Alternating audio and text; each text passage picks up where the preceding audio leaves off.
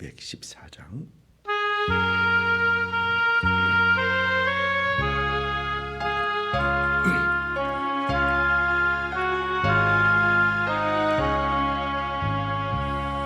나 주의 도움 받고자 주 예수님께 빕니다. 그 구원 허락하시사 날 받아주소서. 내 모습 이대로 날 받아주소서. 날 위해 돌아가신 주 날 받아주소서.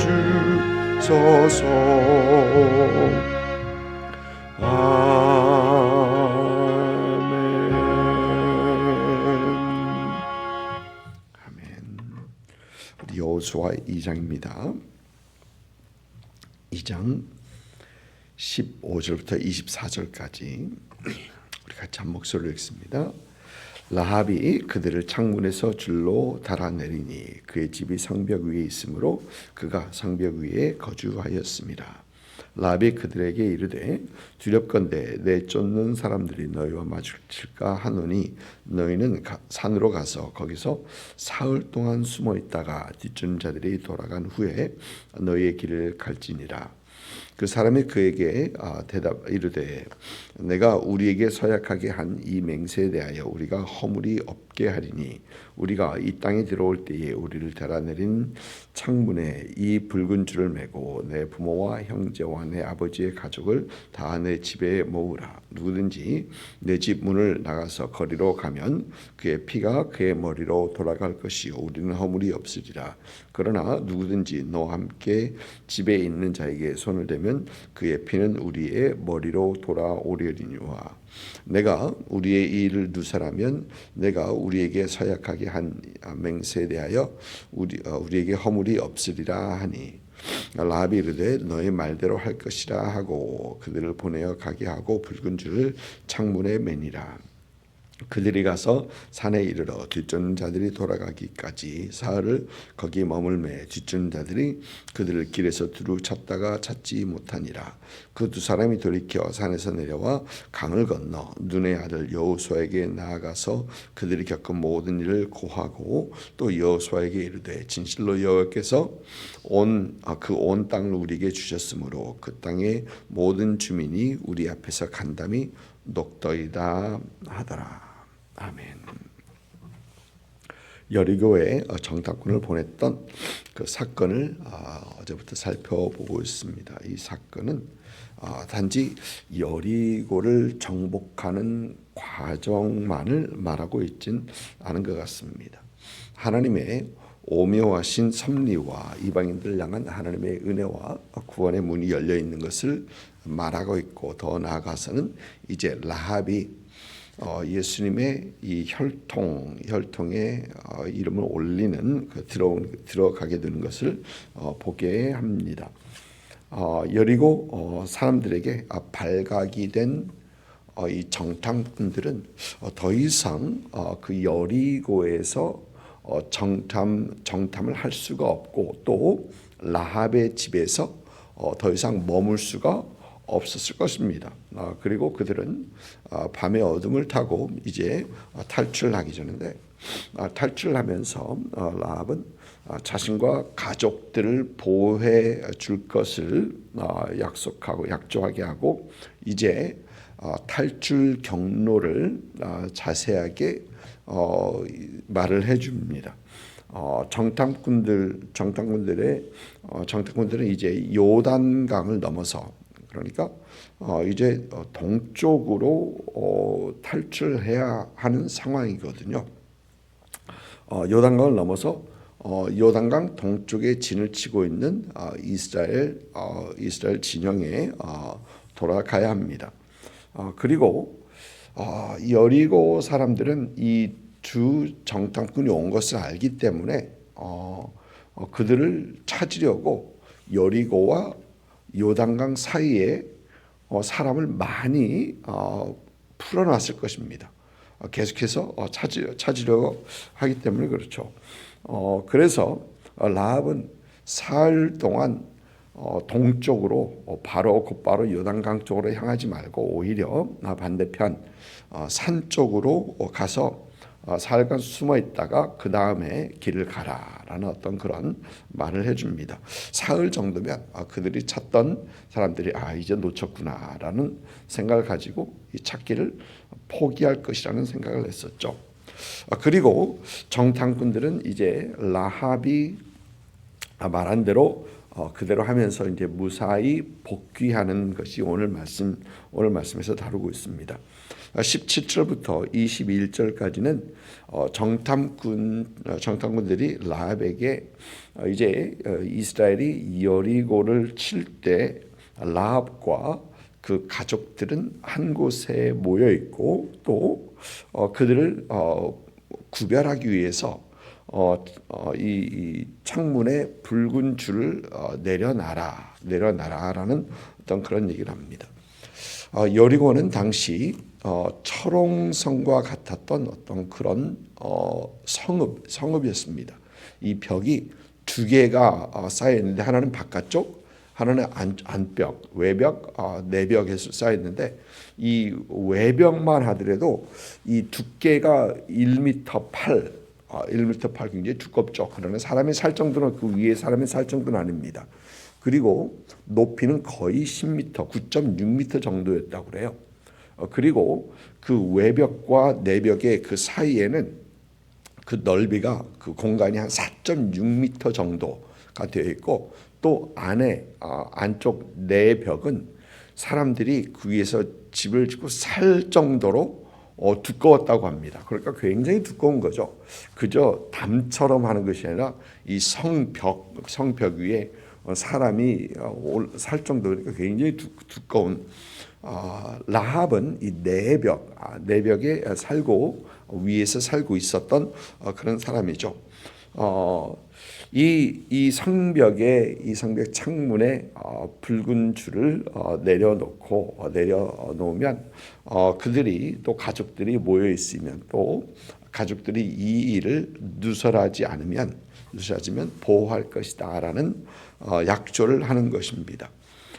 정탐꾼들은 사흘 동안 산에 숨어 있다가 이제 이스라엘 진영으로 복귀를 합니다. 그리고 오늘 말씀 24절을 보면 진실로 여호와께서 그 온 땅을 우리에게 주셨으며 땅의 모든 주민이 우리 앞에서 간담이 녹더이다라는 그런 보고를 합니다. 사실 이 정탐꾼들의 이 행보를 살펴보면은 그들은 정탐하는 것에 실수한 것처럼 보입니다. 왜? 가자마자 들켰거든요. 그러니까 또 그리고 숨어 있다가 또 밖으로 나와야 했거든요. 그러니까 정탐할 만한 시간도 없었고 성읍을 돌아다니면서 그럴 만한 시간이 없었습니다. 그런데 그들은 라합을 통해서 성읍 사람들의 이스라엘을 상대할 그 마음, 간담이 녹았고 그들이 마음이 정신줄을 놓았다라는 어떤 그런 얘기를 듣습니다. 그러니까 그들은 정탐을 하지 않았는데도 얻을 만한 정보는 다 얻은 것입니다. 그것도 사실 보면 하나님의 인도하심입니다. 여러분 우리 삶 속에서도 실패한 것처럼 보이는데 그러나 진정으로 하나님의 은혜 가운데 살아가는 인생들이 있습니다. 세상의 기준으로 볼 때는 그저 아무것도 아닌 것 같고 실패한 것 같고 뭐 특별한 거 없고 그런데 하나님의 은혜로 성공의 삶, 그러니까 성공의 기준이 다른 거죠. 하나님의 은혜로 살아가는 어떤 그런 분들이 분명 계신 것입니다. 그래서 우리는 사람의 눈으로 세상의 어떤 기준으로 사람을 판단하기보다는 하나님의 은혜로 사람을 판단해야 되는 것이 맞다라는 그런 생각을 분명하게 되는 것입니다. 내놓을 것 없고 드러낼 것 없고 참 그런 것 같은데, 그러나 하나님 앞에서는 그가 존귀한 하나님의 사람이요, 하나님의 자녀요, 하나님의 사랑받는 어떤 그런 사람들이다 라는 것을 우리는 분명히 보면서 그렇다, 참 실패한 것 같은 인생인데도 그렇지 않고 하나님께서 존귀하게 여기는 그런 인생들이다라는 것을 보게 됩니다. 오늘 말씀에서 또 한 가지 볼 수 있는 것은 이 모든 과정, 실패한 것처럼 보이나 그러나 이 모든 과정을 하나님께서 인도하신 것입니다. 하나님께서는 그들 두 정탐꾼에게 라합을 만나게 하시고 라합으로 하여금 그들을 돕게 하시고, 또 그들은 모든 그들이 얻어야 하는 그 인포메이션을 얻게 되는 것이죠. 또 뿐만 아니라 그 하나님의 도우심은 그들의 정탐을 돕는 것뿐만이 아니라 여리고를 정복하는 데에 하나님께서는 함께 하시고 도우시는 그런 모습을 봅니다. 여러분, 이 하나님의 도우심은 분명 하나님의 도우심이 있는데, 그런데 그 하나님의 도우심 속에서 일하는 사람들을 보니까 라합이라는 여인을 통해서 일하시고요, 또 이 정탐꾼, 이 두 정탐꾼, 무명의 이 두 정탐꾼을 통해서 하나님께서는 그들의 역할을 무시하지 아니하시고 일하십니다.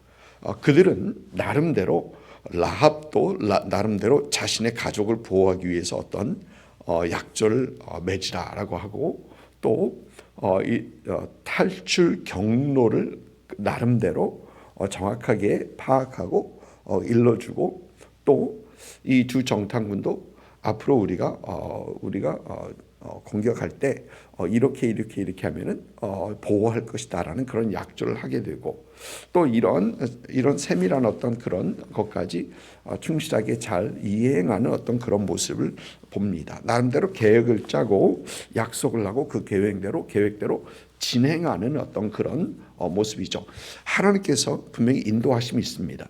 그런데도 하나님의 인도하심 안에서 그들의 역할 동안 있는 것이죠. 참 보면은 하나님의 계획과 함께 하심과 또 사람의 책임이 어울려져 있는 어떤 그런 모습을 잘 보게 되는 것입니다. 우리도 그런 상황 속에서 살아가고 있습니다. 하나님의 함께 하심, 하나님의 인도하심, 또 하나님의 보호하심, 일하심, 이런 삶 속에서 우리는 분명히 살아갑니다. 그런데도 불구하고 우리는 하나님께서 우리에게 주신 그 책임, 하나님께서 우리에게 주신 그 맡기신 일에 대한 것에 대한 신실하게 충실히 우리는 이행해야 한다라는 것을 우리는 분명히 보게 됩니다. 이 세상에서 하나님의 청지기로 살아가면서, 이 세상에서 예수 그리스도의 증인으로 살아가면서 하나님께서 우리에게 분명히 맡겨주신 일들이 있고, 그 일들을 우리는 계획하고 이행하고 잘 감당해야 하는, 그럴 때 하나님의 함께하심과 우리의 이 충실하게 신실하게 행하는 이 모든 것들이 합해서 하나님의 선하신 뜻을 이루어 간다라는 것입니다. 우리 주님께서 다시 오실 때 마태복음 보면은 잘했다, 충성된 종아라는 어떤 그런 칭찬하시죠. 그런데 그 칭찬하실 그 내용을 보면 그 왜 칭찬하십니까? 그것은 그 종이 맡겨준 일을 충실히 잘 감당하기 때문에 우리 주님께서는 분명히 25장에서 비유에서 돌아오셔서 주인이 잘했다, 충성된 종아라고 칭찬하신 것 아닙니까? 그러니까 결국은 우리가 맡은 일들, 우리가 해야 할 일들을 잘 감당해야 한다라는 것이죠. 그래서 고린도전서 4장에서 보면은 사도 바울은 사람이 우리를 마땅히 그리스도의 복음을 맡은 자로 여길지니라. 그러니까 자기들이 맡은 일이 있다는 겁니다. 그리고 사람들이 그렇게 우리를 여길지어다라고 하면서 그리고 맡은 자들에게 구할 것은 충성이라고 하죠. 우리가 맡았다면은 하나님께서 우리에게 무슨 일을 주신 걸로 여긴다면은 우리가 해야 할 일들은 참 충성되이 신실하게 계획을 짜가면서 그거 해야 된다라는 것입니다. 그저 손 놓고 아무것도 하지 않고 하나님께서 알아서 하시겠지라고 한다면 게으르고 악한 종아라는 그러한 책망을 받을 수밖에 없는 것이죠. 여러분, 우리는 이 세상을 살아가면서 하나님께서 우리에게 청지기 사명 또 예수 그리스도의 증인으로 우리에게 많은 것을 맡겨주셨습니다. 우리에게 맡겨주신 일들이 무엇입니까? 사람마다 각각 다를 수 있는데 우리에게 어떤 분들은 사랑의 어떤 그런 책임, 또 섬김, 봉사, 어떤 이런 책임도 하나님께서 우리에게 주셨고요. 또 뿐만 아니라 또 많은 분들에게는 하나님께서 기도에 대한 어떤 그런 책임도 하나님께서 우리에게 주십니다. 많은 분들이 이제 나는 뭐 다 살 만큼 살았으니까 내가 할 일이 뭐가 있겠는가. 천만에 그렇지 않습니다. 보면은 하나님께서는 기도하시는 사람들을 통해서 하나님의 교회, 하나님의 일들을 이뤄나가시거든요. 그리고 하나님께서는 그 기도가 채워지시기까지 어떤 데 보면 기다리십니다. 기다리세요. 그래서 그 기도의 그릇은 분명히 채워야 되는데 그것은 다 해야 되겠지만 특히 기도의 어떤 하나님께서는 일을 맡기신 분들, 사명을 주신 분들 분명히 계시거든요. 그래서 참 기도 그런 분들 보면 기도를 되게 많이 하세요. 오래 하시고 많이 하시고 또 그러면서 기도로서 하나님의 나라를 세워가고 하나님의 교회를 세워가고 또 사역을 감당하는 어떤 그런 분들도 분명히 계시는 것입니다. 우리가 하나님 안에서 하나님께서 우리에게 맡겨주신 일들을 잘 감당할 때에 하나님께서는 또 그 하나님의 함께하심과 일하심, 하나님 보호하심, 이 모든 것과 또 우리의 신실함, 충성됨 합해서 또 합하여서 선을 이루어 가시는 하나님의 온전하신 뜻을 이루어 가시는 것을 보게 되는 겁니다. 항상 주 안에서 우리에게 맡겨주신 일들이 무엇인가를 생각하시고 또 그 하나님 앞에서 신실하게 충성되이 그 맡겨주신 일들을 감당할 수 있는 그런 여러분들 있기를 주님의 이름으로 축복을 드립니다. 기도하겠습니다.